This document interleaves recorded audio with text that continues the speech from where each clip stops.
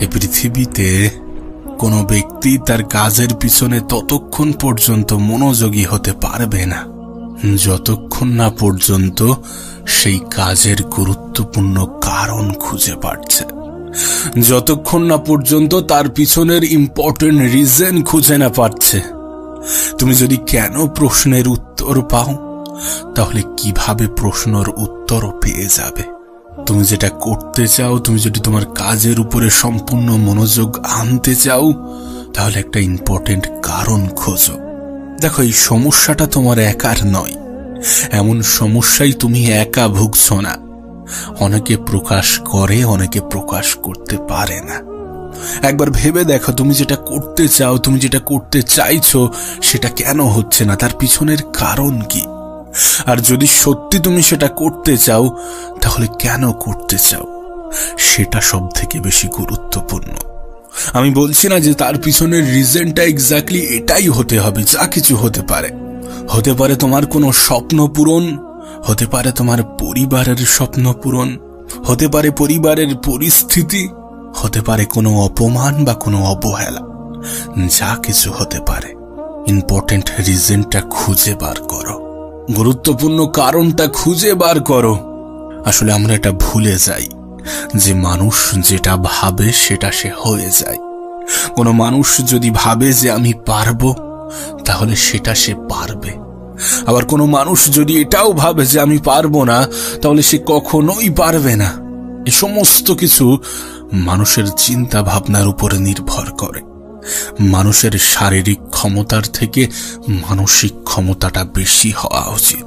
তুমি যদি শারীরিকভাবে দুর্বল হয়ে থাকো, তাহলে সেই দুর্বলতা হয়তোবা তোমাকে ক্ষতি করবে।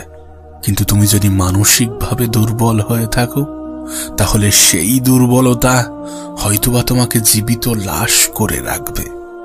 আসলে কি বলতো, সফল হওয়ার ইচ্ছা তো এই পৃথিবীর প্রত্যেকটা ব্যক্তির মধ্যেই আছে। এই পৃথিবীর প্রত্যেকটা ব্যক্তি সফল হতে চায়, কিন্তু কেন জানি না মেহনত করতে ভয় পায়। কিন্তু এটাই যে সফলতার সব থেকে বড় হাতিয়ার। আসলে মানুষ এটা ভেবেই নিয়েছে যে জীবন একটা জুয়া। যদি তাই না হতো, তাহলে সমস্ত কিছু ভাগ্যের উপরে ছেড়ে দিত না, তাহলে ভাগ্যের উপরে নির্ভরশীল হয়ে বসে থাকতো না। তুমি যে সৃষ্টিকর্তার দোহাই দিয়ে ভাগ্যের উপরে নির্ভরশীল হয়ে বসে থাকো, সেই সৃষ্টিকর্তাই তোমাকে আদেশ দেয়, তোমাকে পরামর্শ দেয় মেহনত করার জন্য। মেহনতের কোনো বিকল্প হয় না, মেহনতের কোনো শর্টকাট হয় না। আমি বলছি না যে তুমি 14 ঘন্টা মেহনত করো, 15 ঘন্টা মেহনত করো, কিন্তু যতক্ষণ করছো ততক্ষণ ভালোভাবে করো। যতক্ষণ করছো ততক্ষণে পৃথিবীকে ভুলে যাও। মনে রেখো, তোমার ইচ্ছা, তোমার চাহিদা, তোমার কারণ তোমাকে সফল করবেই। তবে তোমাকে একটা কথা মনে করিয়ে দেব যে মেহনত কিন্তু অনেকেই করছে, কিন্তু তারাই সব থেকে বেশি উপরে পৌঁছাচ্ছে যারা এক্সট্রা করছে। হ্যাঁ, যারা এক্সট্রা করছে। তাই তুমি কতটা উপরে যাবে এটা নির্ভর করছে তুমি কতটা এক্সট্রা করছো। আর এক্সট্রা করার পিছনে গুরুত্বপূর্ণ কারণ থাকা উচিত। আরে নিজের জন্য না হয় নিজের পরিবারের জন্য করো। তুমি যদি সত্যি তোমার লাইফের স্ট্রাগল ফেজে থাকো, যদি সত্যি সফল হতে চাও, যদি পরিবারের মুখে হাসি ফোটাতে চাও, যদি নিজের স্বপ্নগুলো পূরণ করতে চাও, তাহলে সময়ের কদর করতে শেখো। হ্যাঁ, নিজের সময়ের কদর করতে শেখো। সময়টাকে সঠিক জায়গায়, সঠিক ক্ষেত্রে ব্যবহার করো।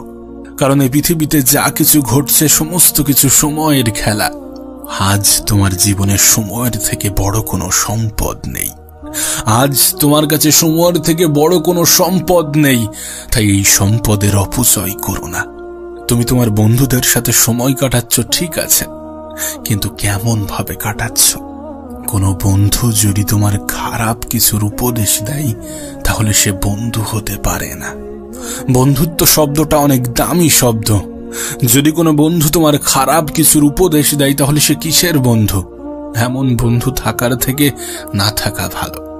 জীবনে বন্ধু কম থাকুক, কিন্তু যে কটা থাকবে তারা যেন বিপদে পাশে আসে। জীবনে বন্ধু কম থাকুক, কিন্তু যারা থাকবে তারা যেন সঠিক ক্ষেত্রে কাজে আসে, সঠিক কিছুর উপদেশ দেয়, তারা যেন পজিটিভ হয়, পজিটিভ বার্তা দেয়। তোমাকে আবারও বলছি, তুমি যে অবস্থানে আছো, তুমি যে স্থানে আছো, তোমার কাছে এখন সময়টাই সব থেকে বড় সম্পদ। তাই এই সম্পদের অপচয় হতে দিও না। এই সম্পদটাকে নিজে হাতে করে নষ্ট করো না। আজ তুমি যদি তোমার সময়ের সঠিক ব্যবহার করো, তাহলে নিঃসন্দেহে কাল সময় তোমার মূল্য দেবে। আজ তুমি যদি সময়ের মূল্য বোঝো, তাহলে নিঃসন্দেহে কাল সময় তোমার মূল্য বুঝবে। তুমি যদি অ্যাভারেজ মেহনত করো, তাহলে অ্যাভারেজ জিনিসই পাবে। তুমি যদি এক্সট্রা করো, তাহলে এক্সট্রা জিনিসই পাবে। তুমি যদি পজিটিভ ভাবো, তাহলে তোমার সাথে পজিটিভ হবে। তুমি যদি মন থেকে এটা অ্যাকসেপ্ট করে নাও যে আমি সফল হব, তাহলে তুমি সফল হবে।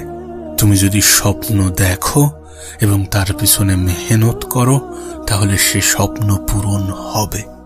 হয়তোবা সময় লাগবে, কিন্তু নিশ্চয়ই হবে, নিঃসন্দেহে হবে। একটা কথা মনে রেখো, মানুষ বাস্তবে সফল হওয়ার আগে তাকে মন থেকে সফল হতে হবে। মানুষ বাস্তবে ধনী হওয়ার আগে তাকে মন থেকে ধনী হতে হবে। কারণ মানুষ যেটা ভাবে সেটা সে হয়ে যায়। যদি সে নিজের তরফ থেকে কোনো ঘাটতি না রাখে, তাহলে সে সৃষ্টিকর্তার কাছে যেটা চাইবে সেটাই পাবে। কারণ মেহনতশীল ব্যক্তিদের এ পৃথিবীর পরিচালক অধিক পছন্দ করেন। মেহনতশীল ব্যক্তিদের তিনি কখনোই বঞ্চিত করেন না। দেখো, এখানে মেহনত বলতে শুধুমাত্র শারীরিক মেহনতের কথা বলছি না। যদি শুধু শারীরিক মেহনতের কথা বলো, তাহলে সেটা তো একজন কৃষকও করে, সেটা তো একজন দিনমজুরও করে। আমি তাদেরকে ছোট করছি না, কিন্তু তোমার চিন্তা ভাবনা যদি একটু উঁচু লেভেলের থাকে, তাহলে তোমাকে মানসিকভাবেও মেহনত করতে হবে। তার মানে এটাই যে তোমাকে মানসিকভাবেও শক্তিশালী হতে হবে, মেন্টালি প্রেশারটাও নিতে হবে। এই পৃথিবীতে মানুষ দুই ভাবে উপার্জন করে, কেউ গলার উপরের অংশ ব্যবহার করে, তো কেউ গলার নিচের অংশ ব্যবহার করে। কেউ মস্তিষ্কের জোরে, তো কেউ মেহনতের জোরে। কিন্তু যদি কোনো ব্যক্তি এই দুটির ব্যবহার সঠিকভাবে জেনে যায়, যদি কোনো ব্যক্তি তার ব্রেন এবং বডিকে সঠিকভাবে ব্যবহার করে, যদি কোনো ব্যক্তি তার সমস্ত কিছু লাগিয়ে দেয় তার স্বপ্নের পিছনে, তাহলে তাদেরকে মানুষ নিচ থেকে দেখে। কারণ তারা জীবনে অনেক বেশি এগিয়ে যায়, তারা জীবনে অনেক বেশি উপরে উঠে যায়। তাই মেহনতটা দুটি ভাবে করা উচিত। নিজের ব্রেন এবং বডি দুটোর ব্যবহার জানা উচিত। কোনো ব্যক্তি যদি মন থেকেই হেরে যায়, তাহলে তার শ্রম কোনো কাজের নয়। কোনো ব্যক্তি যদি এটাই ভেবে নেয় যে আমি পারবো না, তাহলে সে কখনোই পারবে না। এখন সিদ্ধান্তটা তোমার। জীবনটা যেহেতু তোমার, তাই সিদ্ধান্তটাও তোমার। তুমি কোনটা গ্রহণ করবে, তুমি কোনটা মানবে, তুমি কোনটা ভাবতে শুরু করবে। তবে মনে রেখো, এটাই তোমার জন্য সঠিক সময়, এটাই তোমার জন্য সঠিক সুযোগ। না, জীবন হয়তোবা তোমাকে বারবার সুযোগ দেবে, কিন্তু সময় ফুরিয়ে গেলে, সময় পেরিয়ে গেলে সুযোগটাই আফসোসে পরিণত হবে। তাই এই সময় এবং সুযোগটাকে সঠিক জায়গায় কাজে লাগাও, সঠিক ক্ষেত্রে কাজে লাগাও। আর তোমাকে আর একটা জিনিস স্পষ্ট করে দিই, এ পৃথিবীতে কোনো কিছুই একদিনে হয় না, কোনো কিছুই এক সপ্তাহে হয় না, কোনো কিছুই এক মাসে হয় না। হয়তোবা সময় লাগবে, হয়তোবা সময় অনেক বেশি লাগবে। অনেক সময় কি হয়, আমরা মেহনত তো করি, কিন্তু আমাদের ফল আমাদের দৃষ্টিগোচর হয় না। কিন্তু বিশ্বাস করো, কিছু রেজাল্ট ধাপে ধাপে নয়, বরং একবারে আসে।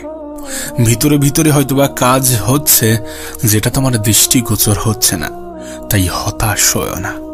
আবারও বলছি, কোনো কিছু একদিনে হয় না, সময় লাগবে, কিন্তু ঠিকই হবে। আর যখন হবে, তখন গোটা পৃথিবী দেখবে। তোমাকে ছেড়ে যাওয়া মানুষগুলো আবার ফিরে আসতে চাইবে। তোমাকে অপমান অবহেলা করা মানুষগুলো হয়তোবা আফসোস করবে, হয়তোবা তোমার খুশিতে, তোমার সফলতায় হাততালি বাজাবে। তোমাকে হিংসা করা মানুষগুলো হয়তোবা ভিতরে ভিতরে অনেক বেশি কষ্ট পাবে। একটু ধৈর্য ধরো, একটু অপেক্ষা করো। সেদিন দূরে নয় যেদিন তুমি হাসবে, সেদিন দূরে নয় যেদিন তোমার হয়ে তোমার সময় কথা বলবে। তবে শেষে ওই একটা কথা আবারও বলবো, একটা নির্দিষ্ট কারণ থাকা উচিত, একটা ইম্পর্টেন্ট রিজন থাকা উচিত, যেটা তোমাকে বারবার মোটিভেট করবে। তুমি যদি কোনো ডিভাইস হও, তাহলে সেটা চার্জারের ভূমিকা পালন করবে। কি জন্যে তুমি মেহনত করতে চাও, কিসের জন্যে তুমি মনোযোগী হতে চাও, সেটার কারণ খোঁজো।